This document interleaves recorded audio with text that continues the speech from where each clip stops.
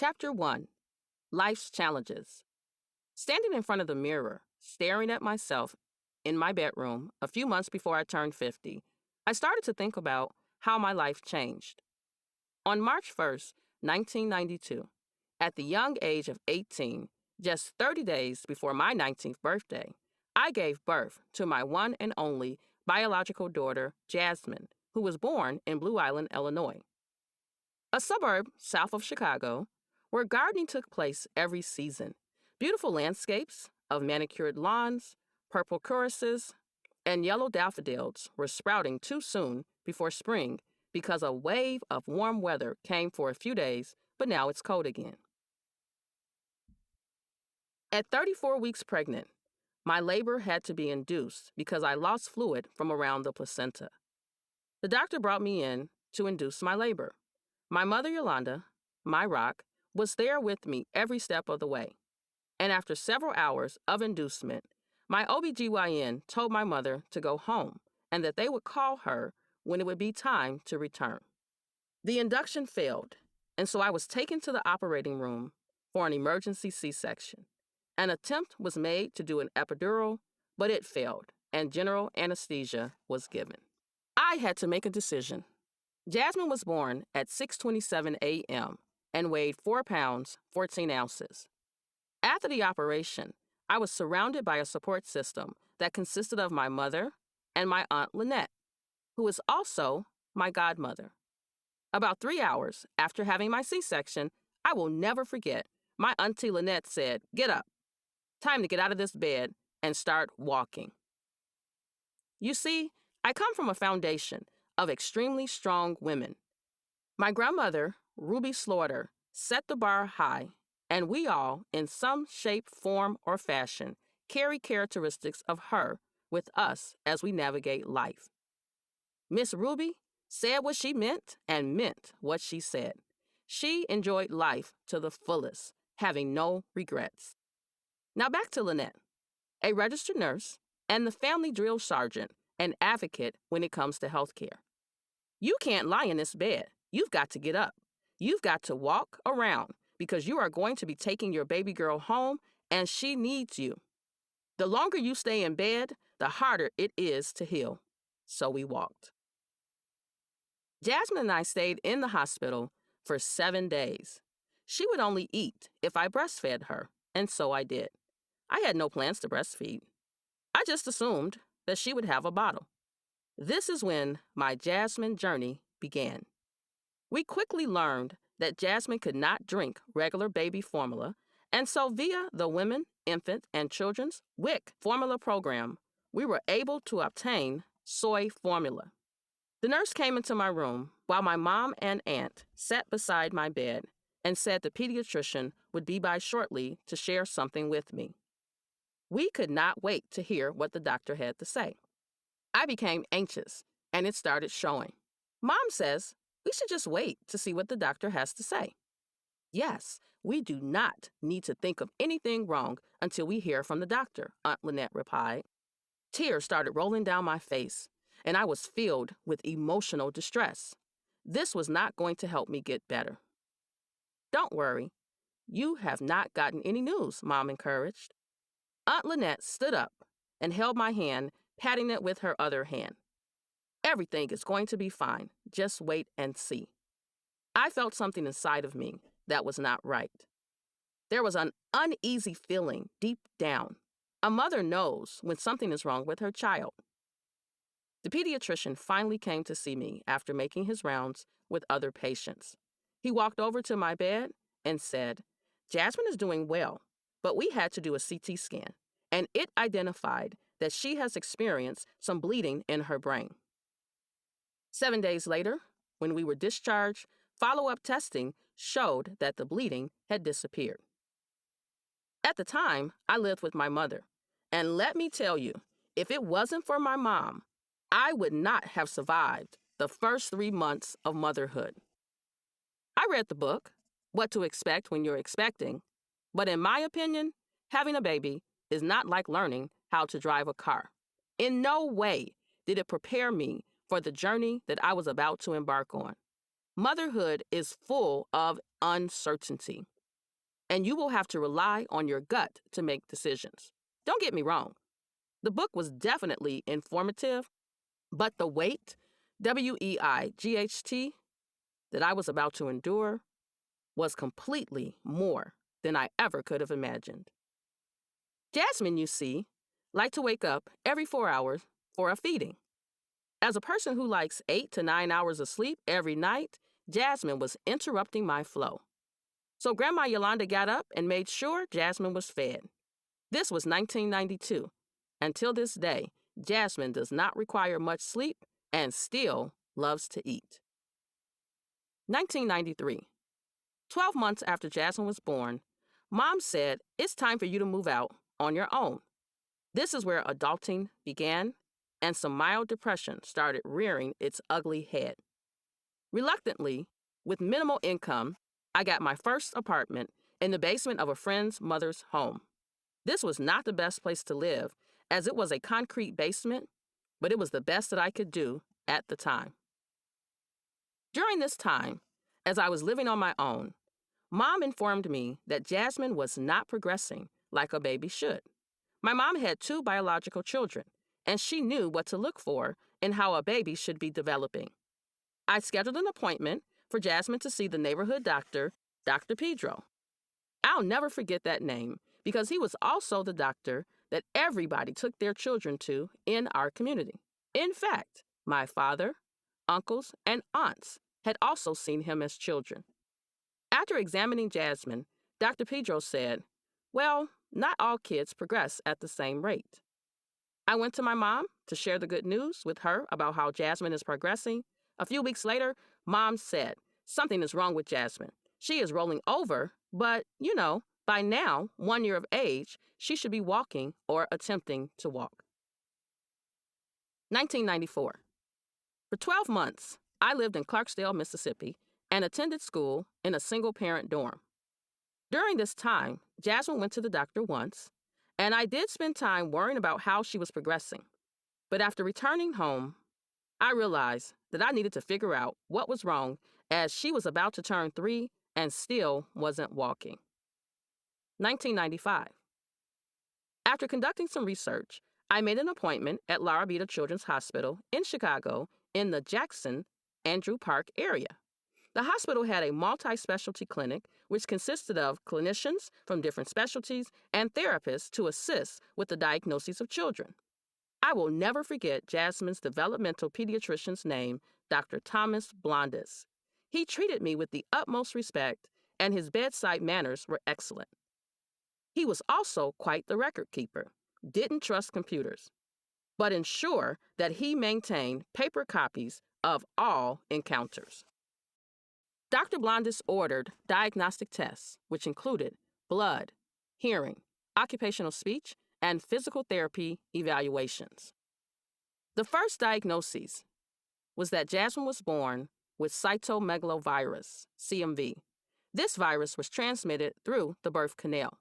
Given that I only had sex with one person, I'm pretty sure how this infection was obtained. According to the Mayo Clinic, most babies who have congenital CMV appear healthy at birth. However, some babies who have congenital CMV develop signs over time, sometimes not for months or years after birth. The most common of these late occurring signs are hearing loss and developmental delay. Jasmine was sent for a hearing test called an auditory brain response, ABR, and the results showed that Jasmine has profound to severe sensory neural hearing loss in both ears. Unfortunately, we figured that something was wrong with her hearing because Jasmine didn't respond when we called her name. Effective December 31st, 2002, in Illinois, a hearing test must be conducted at birth, but back then, they did not test for hearing.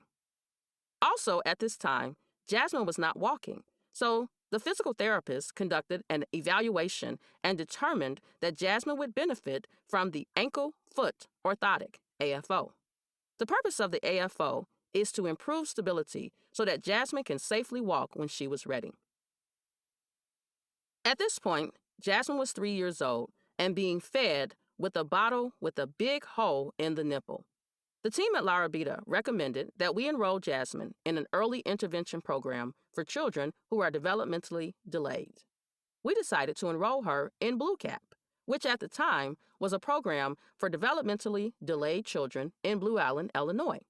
They had an early intervention program in place for children who were 3 to 5 years old. During the enrollment process at Blue Cap, Jasmine was given an Individualized Education Plan, IEP, which created a program for her to receive speech, occupational, and physical therapy services 3 times per week. The IEP process was very intimidating, but after a while, I realized that this planning process was important to establish goals to help her grow and develop. It was my first exposure to SMART goals. We will explore the meaning later, as I am going to challenge you to create some of your own. It also included social support services for us both, as by this time, I was falling apart. As her mother, I was her advocate and her voice, so that others would know what her needs would be. This was a difficult time because I was having a hard time finding my voice. In Jasmine's younger years, despite her disabilities, she was always happy and could often be heard laughing for no apparent reason. It was almost like God was speaking to her. We never knew what she was thinking or how she was feeling. Because Jasmine could not hear, she was not speaking. In the early intervention program, they recommended that I take sign language, so I enrolled at the South Suburban Recreational Association, SSRA. One of my younger sisters, Misty, who is 4 years younger than me, attended the class with me, and she was able to catch on to the signs much faster than I could. At the same time, Jasmine was being taught sign language, but ultimately, Jasmine made her own sign language to communicate to us what she needed. Even today, Jasmine will point to what she wants. She will pull you to what she needs. And you better get it taken care of because Jasmine is not one to wait for anything or anyone. Jasmine's father chose not to be in her life. He said, "I don't know how to care for a child with special needs. Newsflash, neither do I." Life became difficult in Chicago. It was rough. I did whatever it took, like any other mother would do. I figured it out. 1997. Once I completed my bachelor's degree, I struggled to care for Jasmine as she continued to experience developmental delays.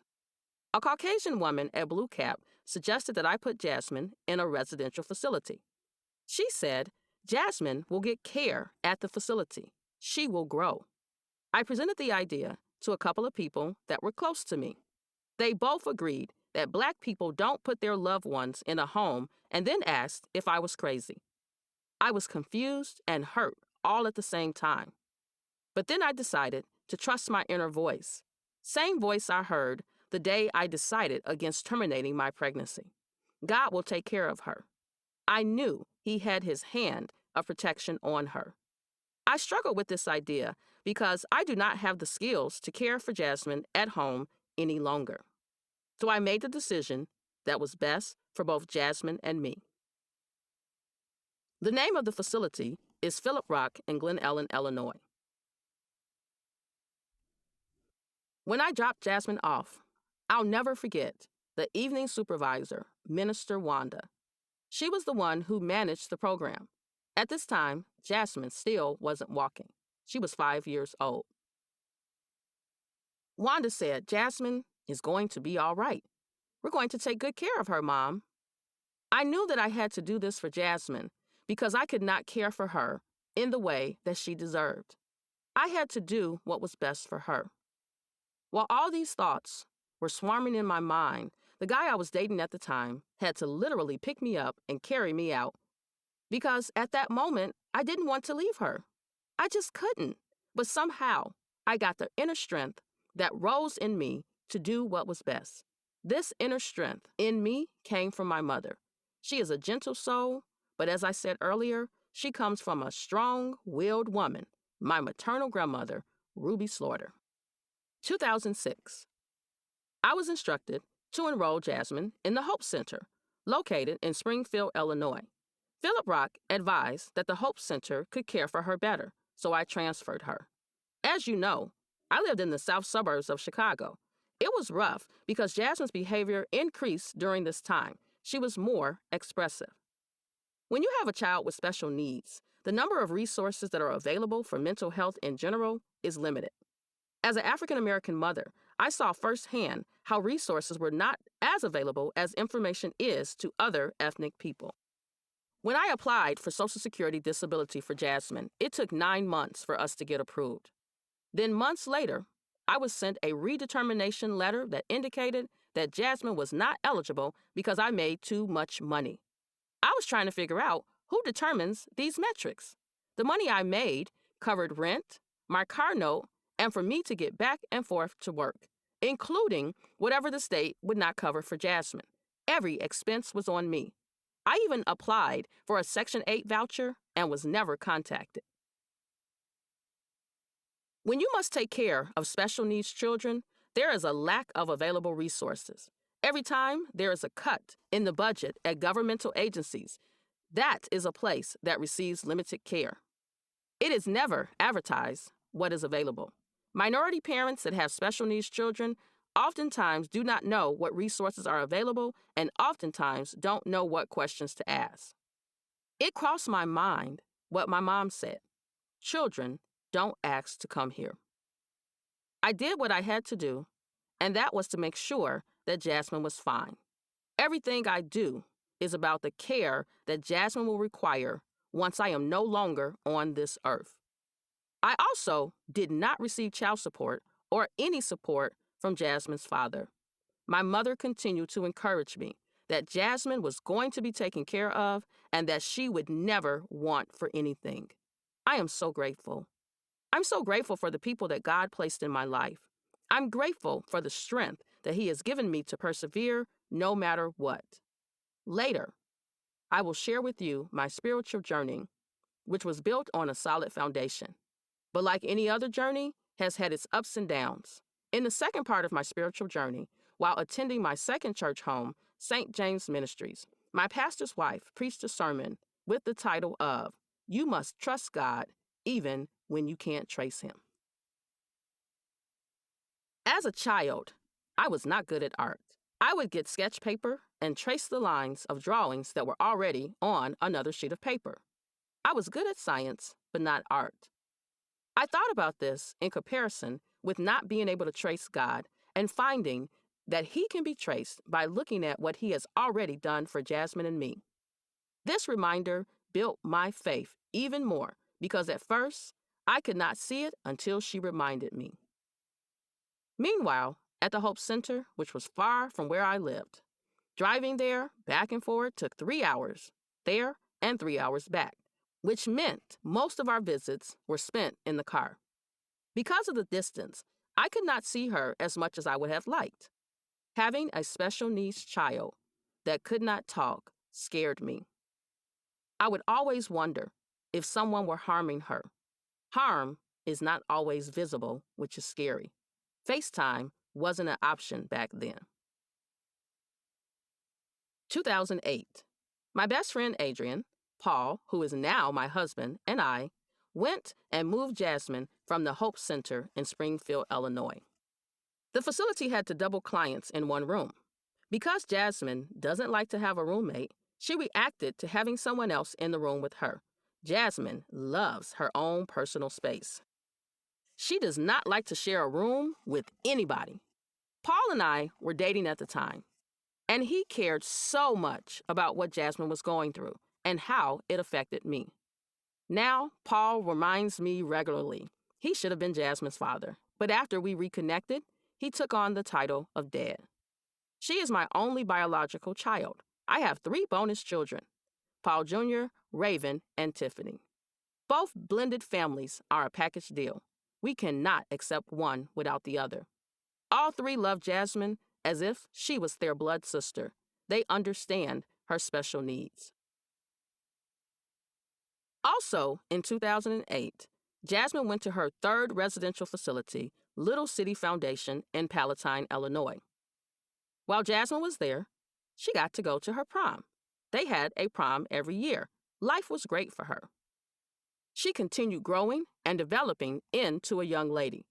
This facility has all kinds of programs and activities in place that parents look forward to attending. One year, Janae, Jasmine's big little sister, who is a professional makeup artist, did Jasmine's makeup. When I first met Janae, who is 2 years younger than Jasmine, and her mother, Hosanna, at Chicago State University in 1996, she would push Jasmine in her stroller when they both were younger. Janae is my unofficial second oldest daughter. She was Jasmine's protector. Jasmine hated going to the store back then, but she needed a prom dress. Grandma Yolanda loved shopping for her. She went and bought 10 dresses every year from stores at Lincoln Mall, which was in Matson, Illinois, which is no longer in existence, a place where my grandmother, Miss Ruby, loved to frequent. We put our heads together to decide which one looked perfect for Jasmine. She really enjoyed getting dressed up, then experiencing fun at her prom. Little City Foundation made a great impression on Jasmine. Although there were experiences where Jasmine felt uncomfortable, this is to be expected at any facility. Every facility that she was a resident of assisted Jasmine in her development. Every stage of her development was critical to her well-being. I know some cared about her, especially at Philip Rock. She had to leave. There were staff who had her best interests at heart. Although there were 3 ladies who I knew loved Jasmine as if she was their child: Joyce, Janice, and Anissa, who I keep in touch with today. The point I'm making here is that they would braid Jasmine's hair, making sure she looked good, kept her clean, and made sure she felt great. You see, when you have an African American child, hair is a big thing. What I was not able to do for my daughter, I was able to do with my other children who are my bonus children. When you have a children, that does not have any disabilities, it still takes a lot of work assisting them in their development. It can be tough. I had the privilege of being extremely influential to my bonus children. I taught them how to drive, took them on college tours, and was able to experience seeing them off to their prom, and we have gone on vacations. 2013. Jasmine was nearing the age where she was no longer eligible to receive services at Little City Foundation because of her age. My mother, hubby Paul, paternal auntie Phyllis, and I went to visit several adult facilities. There are day program facilities, and then there are community integrated living arrangements, CILAs, which is usually the place where you live. We all went to visit one place after another. Some facilities had concrete floors where clients went during the day. At this point, Jasmine spent most of her time on the floor, and other times she spent in her rocking chair. She loves her rocking chair and rolling around on the floor. Both are her happy places. So any place with concrete floors was not suitable for her. And so we looked, and we looked, and we looked. In Jasmine's records, there was some information about behavioral problems, which made finding an adult facility that would accept her a challenge. On paper, she did appear to be a resident that would fit well into most facilities. It became exhausting. So I got to the point where I said, hubby, let's buy a house and open up our own community integrated living arrangement, CILA. I said this because we could get a CILA that Jasmine could live in and other people could too. For instance, a 4-bedroom house. All 3 of us, Auntie Phyllis, Paul, and I, went to Springfield, Illinois, to attend a class on the requirements to open a facility. There were, of course, financial obligations and other things needed to start and run a facility. One must be prepared to provide support 24 hours a day, 365 days a year, and this means we would be 100% responsible for the entire operation. Additionally, I became very disturbed while attending the class. There were people there only wanting to know when they would be getting paid. Oh, that sent me through more emotional challenges. This was for my baby Jasmine. So we kept looking to find her somewhere suitable for her condition. I ultimately realized that while opening a Scylla sounded like a great idea, being responsible for others' loved ones was not a risk I was willing to assume. One day, we went to Seguin, a place that did not have concrete floors in their day program area. The house where Jasmine would be staying looked like a house that was made specially for her. I am Jasmine's voice, and if she never utters a word, as long as I live, I must be her voice that speaks for her. She has her way of communicating and expressing herself. I wish parents would understand the power they have and be the voice that their children need, because maybe the world would not be like it is today. We decided to go with Seguin. Jasmine has been there for 10 years now. They tried putting her in a room with someone else, but she didn't want a roommate. She has been living an amazing life, one that she is comfortable with. Believe it or not, Jasmine has been on a cruise. Let me tell you, Grandma Yolanda, Paul, and I were sitting on pins and needles, wondering how she was going to respond to a different surrounding. The cruise life, while it is my favorite, it did not agree with Jasmine. The buffet wasn't open when she wanted to eat, and Jasmine didn't like the fact that we had to wait to board the ship. It was this trip that we discovered how fast Jasmine could slip away as she broke away from Auntie Linda's tight hand grip and attempted to board the ship in a matter of seconds.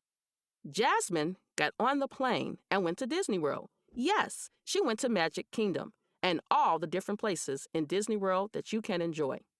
When she was younger, she loved to swim, floating on her back.